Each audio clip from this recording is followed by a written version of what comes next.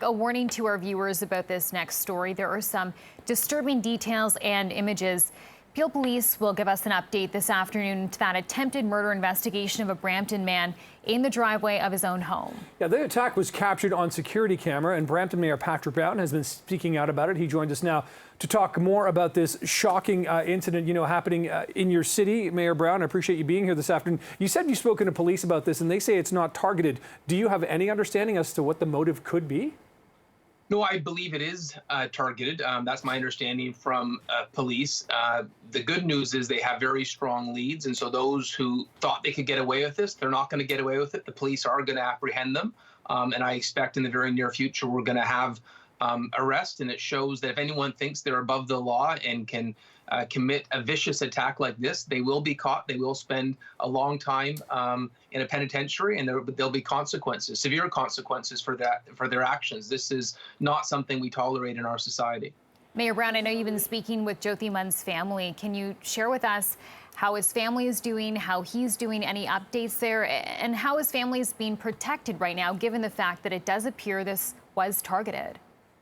So the Peel Police have provided additional security to the family out of the family's concern that there could be an additional attack.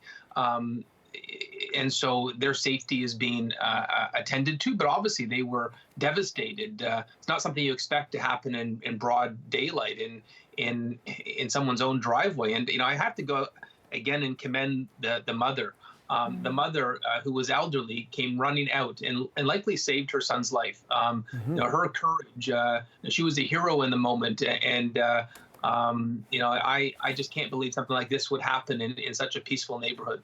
Well, it's shocking indeed, Mayor Brown, but also, Gurpreet Singh Dillon, one of the city councillors there, was telling us this is the third attack on a local Brampton journalist, in the last year. Quite honestly, I hadn't heard about the first two. What more do you know about this, and do you understand that there may be any connection here? The police haven't spoken to me. I haven't heard any information that would suggest there's a connection, but obviously it was a vicious attack, and there has to be criminal consequences for an action like that. And frankly, it speaks to some of the challenges we've had with public safety in the GTA. It's why we need the police to be properly resourced to make sure they can respond to every call. And I'm grateful that right now the Peel Police have the tools to do the investigative work to make sure people like this end up where they belong, which is behind bars. But these people are still on the loose right now, Mayor. So when you think about public safety, what's your message to people in Brampton who are watching this story and seeing this video, thinking this was so vicious, so brutal, all of it in broad daylight?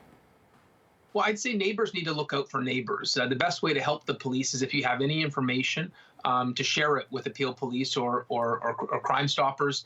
But I'd also say we've got some of the best police officers in the country in Peel region. I have full confidence that they're going to apprehend the individuals responsible in the very near future. I imagine it is partly about locating them now, but I know from Chief Nish they have very strong leads, and when the police have strong leads, they will get results. So I have confidence that those who engaged in this vicious attack will be apprehended very soon.